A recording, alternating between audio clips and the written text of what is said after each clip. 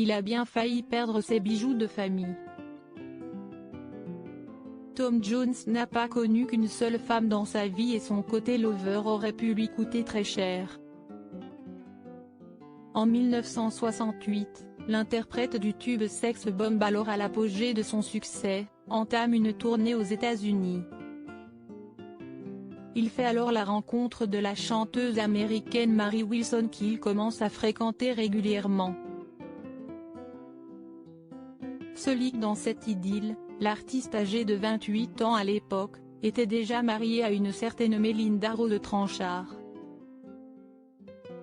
Ainsi comme le raconte le Daily Mail, celle-ci n'aurait pas hésité à mettre en garde son époux lorsqu'elle a découvert qu'elle était trompée. Sa femme avait menacé de le castrer s'il continuait à la tromper avec la chanteuse, indique le quotidien. Mais pas de quoi pousser Tom Jones à mettre un terme à sa liaison avec l'ancienne membre des Supremes, qui se sont retrouvés dans des situations pour le moins cocasses à cause de ce jeu dangereux. Une fois, Mary Wilson a même dû être exfiltrée en urgence de l'appartement de Tom Jones, à Bournemouth juste avant que sa femme Melinda ne débarque pour lui faire sa fête. Malheureusement tel est pris qui croyait prendre, dans le four de la cuisine, se trouvait un bon petit plat concocté par Mary Wilson. Et qui a cuisiné ça? Tu ferais mieux de vite remédier à tout ça, sinon tu seras plus capable de faire grand-chose sans ta paire de couilles, lui aurait menacé son épouse. Mary Wilson n'est plus, tandis que Tom Jones va fêter ses 81 ans cette année. Mary Wilson s'est éteinte le 8 février dernier à l'âge de 76 ans.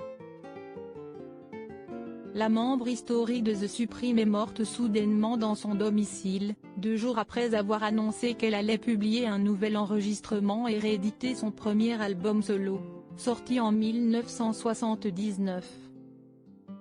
Les circonstances de sa disparition n'ont pas été dévoilées, mais celle-ci a fortement attristé son amie Diana Ross qui a tenu à lui rendre hommage sur Instagram. Mes condoléances à la famille de Mary.